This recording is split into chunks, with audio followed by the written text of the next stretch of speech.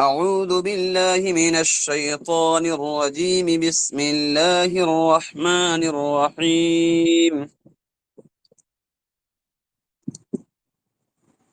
فلا أقسم بالخنس الجوار الكنس والليل إذا عسعس والصبح إذا تنفس إنه لقول رسول كريم ذي قوة عند ذي العرش مكين مطاع ثم أمين وما صاحبكم بمجنون ولقد رآه بالأفق المبين وما هو على الغيب بضنين وما هو بقول شيطان رجيم فأين تذهبون إن هو إلا ذكر للعالمين لمن شاء منكم أن يستقيم وما تشاءون إلا أن يشاء الله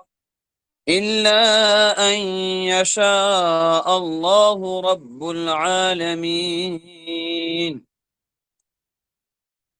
صدق الله العظيم.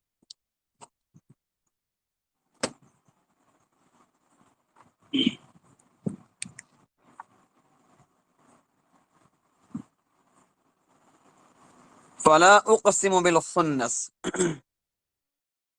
اقسم یہ واحد متکلم کا صیغہ ہے، لا زائدہ ہے، معنی ہے میں. فلا کا مطلب نہیں، لیکن یہاں پر لا زائدہ مانیں گے. اقسم کا معنی ہے قسم کھانا. الخنس کے معنی ہے پیچھے ہٹنے والے. الخنس پیچھے ہٹنے والے. الجوار کا معنی ہے چلتے رہنے والے. الکنس کا معنی ہے چھپ جانے والے. واللیلی اور رات کی قسم، یہاں پہ واو قسمیہ ہے. اس کے معنی ہے جانے لگنا، گزر جانا. اور الصبح معنی صبح. تنفس کے معنی ہے سانس لینا، جب سانس لے. انہ لقول رسول کریم. انہ بے شک او لقول، لا معنی تاکید کے لیے ہے، قول معنی کلام، رسول معنی پیغمبر، کریم معنی معزز. پیغمبر یا رسول معنی فرشتہ بھی بول سکتے ہیں، یہاں فرشتہ ہی مراد ہے.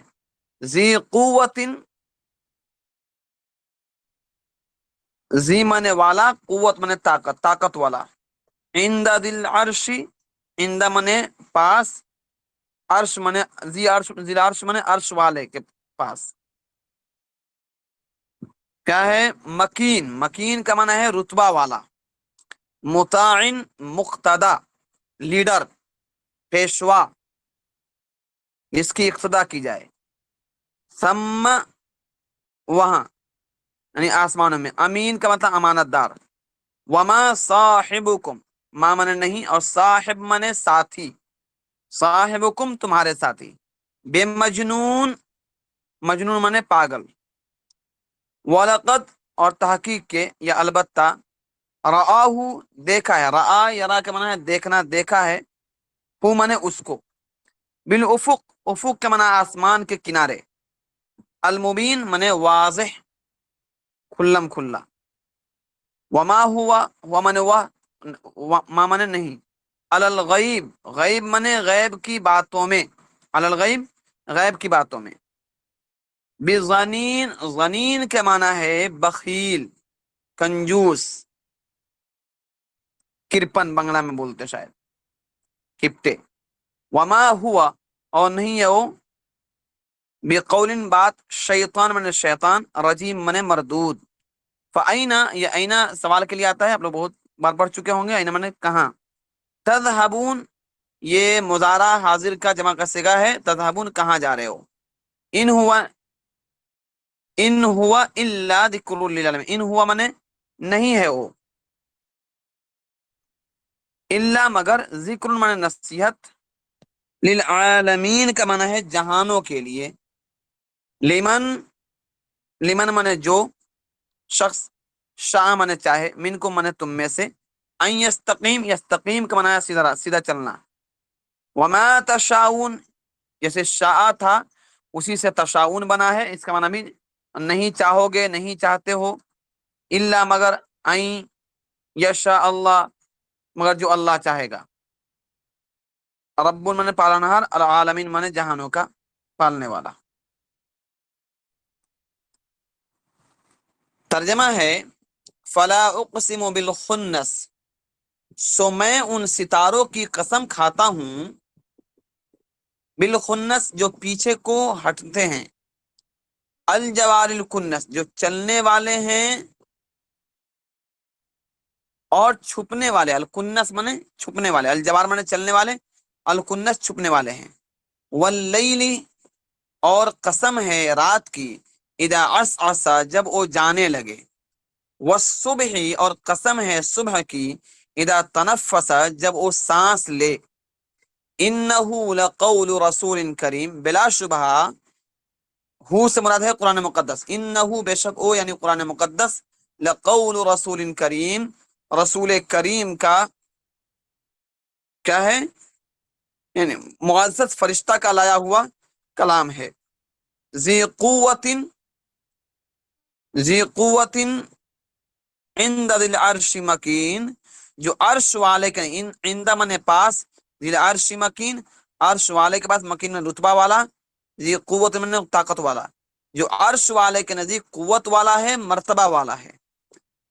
پھر ترجمہ دیکھیے اس کا، ذی قوت جو قوت والا ہے، عند ذی العرش عرش والے کے نزدیک، مکین اور وہ مرتبہ والا ہے، مطاع ثم امین، اس کی اطاعت کی جاتی ہے، مطاعن اس کی اطاعت کی جاتی ہے، ثم امین اور وہاں کیا ہے، امانت دار ہے، ثم امین اور وہاں امانت دار ہے، وما صاحبکم اور تمہارے ساتھی کیا ہیں، بمجنون مجنون نہیں ہے، وما صاحبکم اور نہیں ہے تمہارے ساتھی بمجنون دیوانہ، وَلَقَدْ رَآهُ بِالْأُفُقِ الْمُبِينِ، وَلَقَدْ اور تحقیق کے، واقعی بات ہے، یقینی بات ہے کہ رآہ کہ اس نے دیکھا ہے، کہ انہوں نے دیکھا ہے اس کو، راہ اس کو دیکھا ہے، بالافق المبین کس کو، یعنی فرشتے کو، کہاں، واضح کنارے پر، بالافق من کنارہ، المبین من واضح کنارے پر، وما هو علی الغیب بظنین، وما ہوا اور وہ نہیں ہے، علی الغیب غیب کی باتوں پر، بظنین بخل کرنے والا، اور وہ غیب کی باتوں پر بخل کرنے والا نہیں ہے، وما هو بقول الشیطان الرجیم، وما ہوا بقول الشیطان الرجیم اور شیطان مردود کی کہی ہوئی بات نہیں ہے، وما ہوا بقول الشیطان الرجیم اور شیطان مردود کی کہی ہوئی بات نہیں ہے، فأین تذهبون سو تم کہاں جا رہے ہو، فأین سو کہاں، تذهبون جا رہے ہو، سو تم کہاں جا رہے ہو، ان هو الا ذکر للعالمین کیا ہے، بس او یعنی قرآن مقدس کا ہے، ذکر للعالمین جہان والوں کے لیے ایک بڑی نصیحت ہے، لمن شاء منکم، لمن شاء ایسے شخص کے لیے جو تم میں سے، منکم تم میں سے، ان یستقیم سیدھے راستے پر چلنا چاہتا ہے، وما تشاؤون الا ان یشاء اللہ رب العالمین، وما تشاؤون اور تم نہیں چاہتے ہو، الا مگر، ان یشاء اللہ یہ کہ اللہ چاہے، رب العالمین جو رب العالمین ہے، وما تشاؤون الا ان یشاء رب العالمین، الا ان یشاء اللہ رب العالمین اور تم نہیں چاہتے ہو مگر یہ کہ اللہ چاہے جو رب العالمین ہے۔ آواز مل رہی ہے؟ جی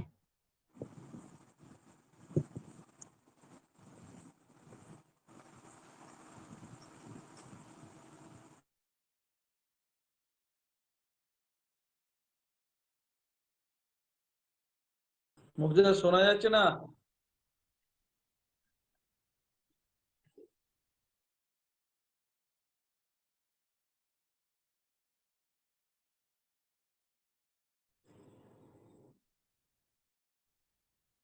আবু সাহেব, হ্যালো।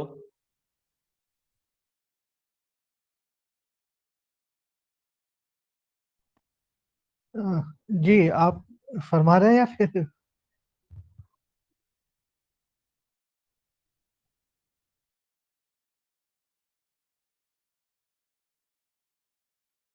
ابھی آواز مل رہی ہے آپ لوگ نا؟ نہیں نہیں نہیں نہیں آپ کی آواز نہیں آ رہی تھی کوئی آواز نہیں ہے. ہاں، ابھی آ رہی ہے نا؟ جی جی ابھی آ رہی ہے. ٹھیک.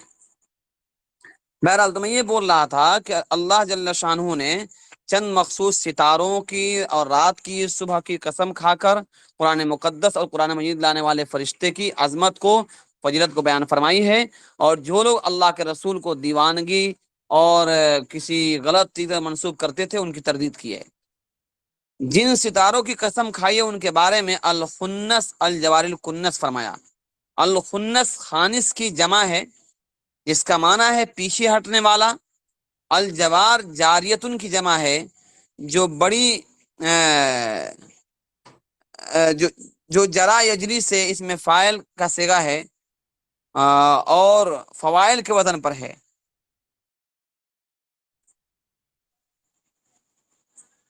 اصل میں اس کو جب یا لکھتے ہیں تو پڑھنے میں اس کو حذف کر دیتے ہیں. بہرحال اس کا معنی ہے چلنے والے، اور الکنس کانس کی جمع ہے جو کنس یکنسو کا اس میں فاعل ہے جس کا معنی ہے چھپ جانے کا. بہرحال حضرت علی رضی اللہ تعالیٰ عنہ سے مروی ہے کہ ان سے 5 ستارے مراد ہیں، یعنی زحل، عطارد اور مشتری اور مریخ اور زہرہ. ان کو خمسہ متحیرہ بھی کہتے ہیں، اور یہ چلتے چلتے پیچھے کو ہٹنے لگتے ہیں، پھر پیچھے کو ہی چلتے رہتے ہیں، اور کبھی پیچھے کو چلتے چلتے اپنے جو ٹھکانہ ہے وہاں جا کر چھپ جاتے ہیں.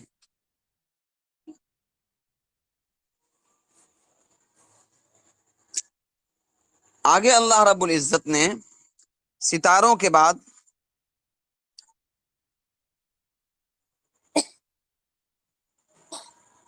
واللیل اذا عسعس، اور قسم ہے رات کی جب جانے لگے. ستاروں کے متعلق اور بھی باتیں ہیں جو تفصیل طلب ہے، انشاءاللہ اور بھی دوسری تھوڑا سا ایک آدھ پارہ ہو جائے تو انشاءاللہ اس بارے میں بتائیں گے. بہرحال واللیل اذا عسعس، اور قسم ہے رات کی جب جانے لگے. لفظ عسعس جو ہے اس کا معنی ہے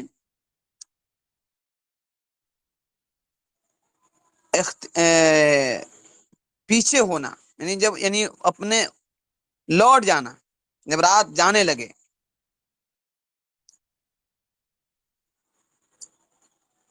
والصبح اذا تنفس، اور قسم ہے صبح کی جب وہ سانس لے، یعنی جب وہ آنے لگے.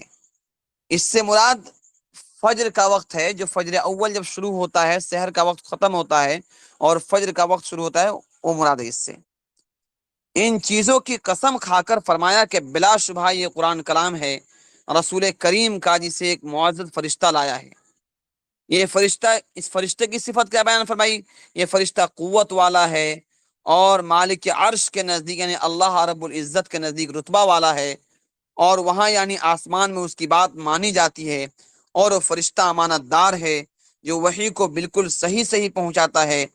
گویا کہ اس میں حضرت جبرائیل علیہ السلام کی صفات بیان فرمائی ہے جو اللہ کی طرف سے اس کلام یعنی قرآن مقدس کو لایا کرتے تھے اور رسول اللہ صلی اللہ علیہ وسلم تک پہنچاتے تھے. اس کے بعد رسول اللہ کی ذات گرامی کے بارے میں ارشاد فرمایا کہ یہ جو تمہارے ساتھ رہنے والے یعنی محمد رسول اللہ صلی اللہ علیہ وسلم ہیں، ان کا حال تم خوب جانتے ہو، دیوانے نہیں ہیں.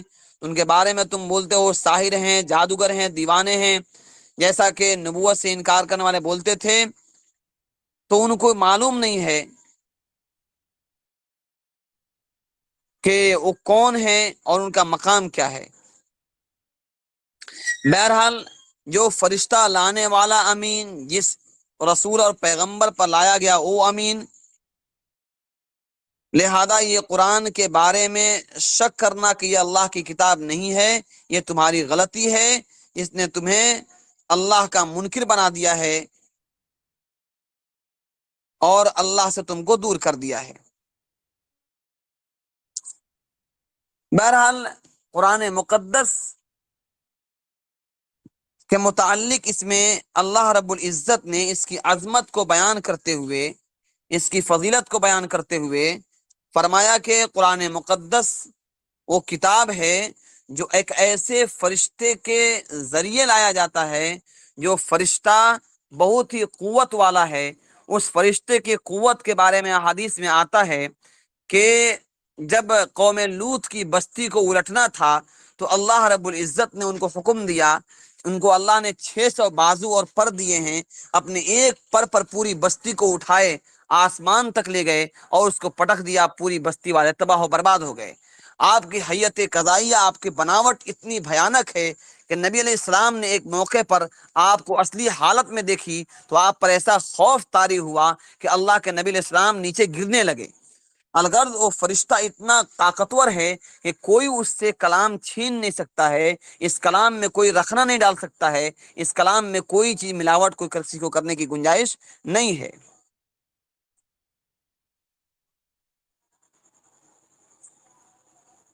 اب آگے اللہ تعالیٰ کہتے ہیں کہ وَلَقَدْ رَآهُ بِالْأُفُقِ الْمُبِينِ، اور اس فرشتہ کو رسول اللہ صلی اللہ علیہ وسلم نے افق مبین یعنی آسمان پہ صاف کنارے پر دیکھا ہے۔ حضرت جبرائیل علیہ السلام جب وحی لاتے تھے تو عام طور پر حضرت دحیہ کلبی رضی اللہ تعالیٰ عنہ جو صحابی رسول ہیں ان کی شکل اور ان کی صورت میں آیا کرتے تھے۔ سرور دو عالم صلی اللہ علیہ وسلم نے 2 مرتبہ ان کی اصلی حالت میں دیکھا، ایک مرتبہ تو شب معراج میں سدرۃ المنتہا کے قریب، اور ایک مرتبہ محل جیا میں جو مکہ معظمہ کا ایک محلہ ہے۔ دیکھا کہ آپ نے دیکھا کہ ان کے 600 پر ہیں، میں جیسا کہ ابھی کہا آپ کو، اور پوری افق کو گھیر لیا ہے۔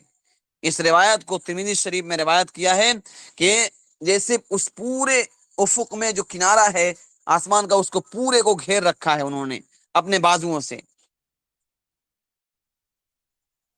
پھر فرمایا وما هو الغیب بظنین، اور رسول اللہ صلی اللہ علیہ وسلم غیب کی باتیں بتانے میں بخل کرنے والے نہیں ہیں۔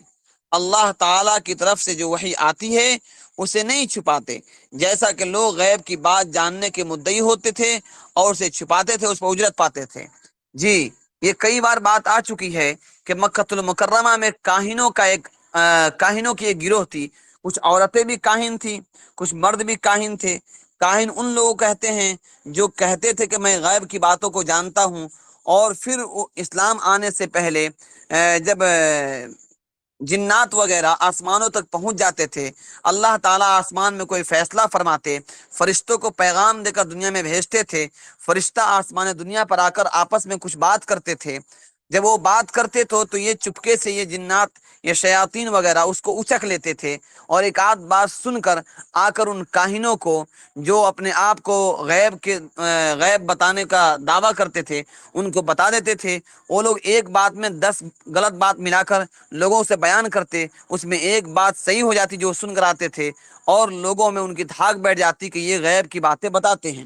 تو ان غیب کی باتوں کو بتانے میں وہ بخل بھی کرتے تھے، وہ لوگ اس کے لیے لوگوں سے پیسے لیتے تھے اور لوگوں کو مطلب گمراہ بھی کرتے تھے۔ تو اللہ تعالیٰ کہتے ہیں کہ تمہارے پیغمبر غیب کی باتوں کو بتانے میں بخیل نہیں ہے۔ غیب کی بات سے ایک بات یاد رکھیے گا کہ غیب کی باتوں پر روئے زمین کا کوئی بھی انسان، خواہ پیغمبر ہی کیوں نہ ہو یا کوئی فرشتہ ہی کیوں نہ ہو، کسی کو واقفیت نہیں ہے۔ غیب کی باتوں پر اللہ تعالیٰ کا ہی صرف غلبہ ہے، اور وہی صرف غیب کی بات جانتے ہیں، باقی کوئی نہیں جانتا ہے۔ یہاں پر جو غیب کی بات کہی گئی مطلب اس سے یہ ہے کہ اللہ تعالیٰ کی طرف سے آپ پر جو وحی ہوتی ہے، یعنی آنے والے احکامات یا کل کو ہونے والے واقعات یا کسی بھی کوئی بات جو لوگوں کو معلوم نہیں ہے، آپ پر جو وحی اترتی ہے ہو بہو وہی وہ امت تک اللہ کے نبی پہنچا دیتے ہیں قرآن مقدس کے ذریعے سے۔ اسی کو قرآن مقدس نے ایک جگہ کہا وما ينطق عن الهوى ان هو الا وحی یوحى، کہ جناب نبی اکرم صلی اللہ علیہ وسلم وہی بولتے ہیں جو آپ پر وحی کی جاتی ہے۔ اسی کو اللہ کہتے ہیں ما هو الغیب بظنین، اور رسول غیب کی باتیں بتانے میں بخل کرنے والے نہیں ہیں، یعنی اللہ کی طرف سے جو وحی آتی ہے انہیں چھپاتے نہیں ہیں، جیسا کہ پہلے کے لوگ چھپاتے تھے، یعنی جو کاہن وغیرہ ہوتے تھے، حالانکہ وہ غیب جانتے بھی نہیں تھے، لیکن وہ پھر بھی ایک آدھ بات جو ان کو پہنچتی تھی وہ شیطانوں کے ذریعے سے اسی کو بتانے میں لوگوں سے وہ بخل کرتے تھے، لوگوں سے پیسے ہڑپتے تھے، پھر بتاتے تھے۔ وما ہو لیکن یہ سلسلہ ختم ہو گیا جب اسلام آیا۔ جب اسلام آیا، اللہ کے نبی علیہ السلام جب دنیا میں تشریف لائے اور آپ پر وحی کا سلسلہ شروع ہوا، تو اللہ رب العزت نے پہرے لگا دیے۔ اب کوئی جنات یا کوئی شیطان آسمان تک نہیں پہنچ پاتا تھا۔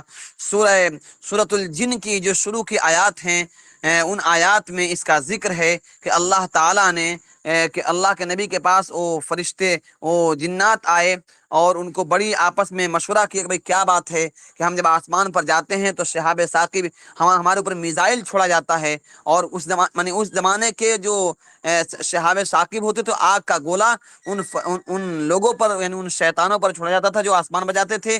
تو ان لوگ آپس میں مشورہ کرنے لگے کیا بات ہے، کون سا معاملہ پیش آ گیا کہ یہ حالات آ گئے، ہمارا جانا وہاں منع ہو گیا۔ الغرض اللہ تعالیٰ نے جناب نبی اکرم صلی اللہ علیہ وسلم پر جب وحی کا سلسلہ شروع کیا تو یہ سارا نظام بند کر دیا، اب کوئی اوپر نہیں جا سکتا تھا۔ اس لیے کسی کو اس میں شک نہیں کرنے کی گنجائش نہیں ہے کہ اس قرآن کریم میں کچھ ملاوٹ ہے یا کوئی اور بات ہے۔ وما ہو بقول الشیطان الرجیم، اور یہ قرآن کریم کسی شیطان مردود کی کہی ہوئی بات نہیں ہے، یعنی یہ قرآن مقدس جو ہے یہ اللہ رب العزت کا کلام ہے اور عظیم فرشتے کے ذریعے سے لایا گیا ہے، عظیم پیغمبر پر نازل کیا گیا ہے، کسی شیطان کا کلام نہیں ہے۔ فَأَيْنَ تَذْهَبُونَ، پس جب وہی لانے والے فرشتے کا صفت بیان کر دیا گیا، اترنے والے رسول کا صفت بیان کر دیا گیا، اللہ رب العزت کی عظمت کا بیان ہو گیا، تو پھر فَأَيْنَ تَذْهَبُونَ، تو تم کہاں جاتے ہو؟ کیوں نہیں ایمان لاتے اور کیوں نہیں مانتے ہو ان قرآن مقدس کی آیات کو اور ان کے احکامات کو؟ ان هو الا ذکر للعالمین لمن شاء منکم ان یستقیم، بس یہ قرآن کیا ہے؟ دنیا جہان والوں کے لیے ایک بڑی نصیحت ہے، جو تم سیدھی راہ پر چلنا چاہے، جو تم میں سے سیدھی راہ پر چلنا چاہے ان کے کیا ہے؟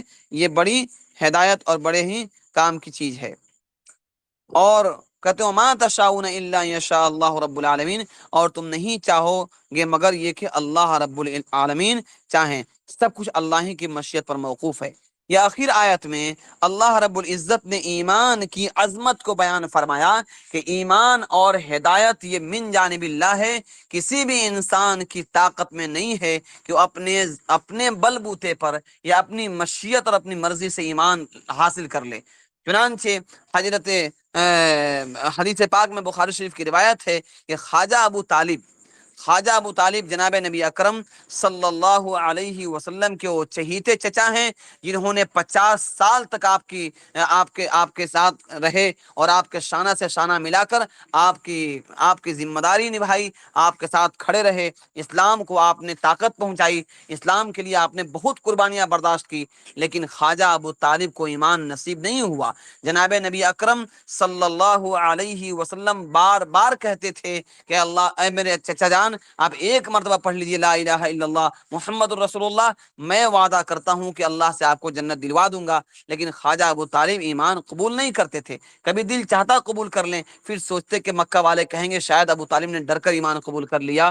چنانچہ ایک موقع پر اللہ ناراض ہو گئے اور نبی اکرم صلی اللہ علیہ وسلم سے قرآن مقدس میں حکم کہہ دیا کہ انک لا تہدی من احببت ولکن اللہ یہدی من یشاء، کہ اے پیغمبر آپ جس کو چاہیں اس کو ہدایت نہیں دے سکتے ہیں، ہدایت دینا صرف میرا کام ہے۔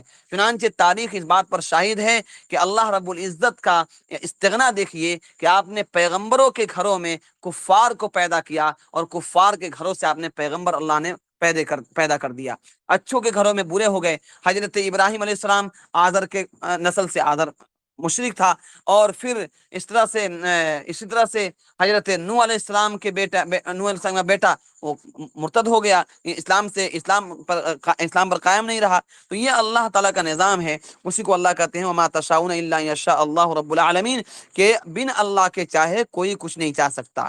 لیکن اس کا مطلب یہ نہیں ہے کہ ہم ہاتھ پہ ہاتھ دھرے رہیں، بلکہ ہمارا کام یہ ہے کہ فہدیناہ النجدین، ہم نے دو راستے دکھا دیے ہیں، یہ کفر کا راستہ ہے، اس پہ اگر چلیں گے تو جہنم ملے گا، یہ جو ہے ہدایت کا راستہ، اس پہ چلیں گے تو جنت ملے گا۔ اس کے لیے کوشش کرنا انسان کی ذمہ داری ہے، کیونکہ ولا یکلف اللہ نفسا الا وسعها، اللہ تعالیٰ نے عقل عطا فرما کے، عقل دے کے ہماری ذمہ داری دے دی ہے، اور ہم کو یہ ہمارے اوپر یہ ذمہ داری دی ہے کہ تم جو ہو مکلف ہو، اور تمہارے اللہ نے عقل دی ہے تو تم کو یہ غور کرنا چاہیے کہ اس کائنات کا کوئی بنانے والا ہوگا، اس نظام کو چلانے والا ہوگا، اور اس بات کو سمجھ کر ایمان لانا ضروری ہے۔ اسی لیے علماء نے لکھا ہے کہ اگر کوئی آدمی ایسی جگہ پر ہو جہاں پر کوئی اسلام کا پیغام اس تک نہ پہنچا ہو، کوئی اسلام کے بارے میں اس کو کچھ نہ بتایا ہو، ایسے ویرانے جگہ پر ہو، اکیلے رہتا ہو، تب بھی اس آدمی پر اللہ پر ایمان لانا ضروری ہوگا، کیونکہ ہوا، پانی، بادل اور کھانا پینا اور زندگی کے نظام یہ بتاتے ہیں کہ کوئی ہمارا رہا، اللہ پر ایمان لانا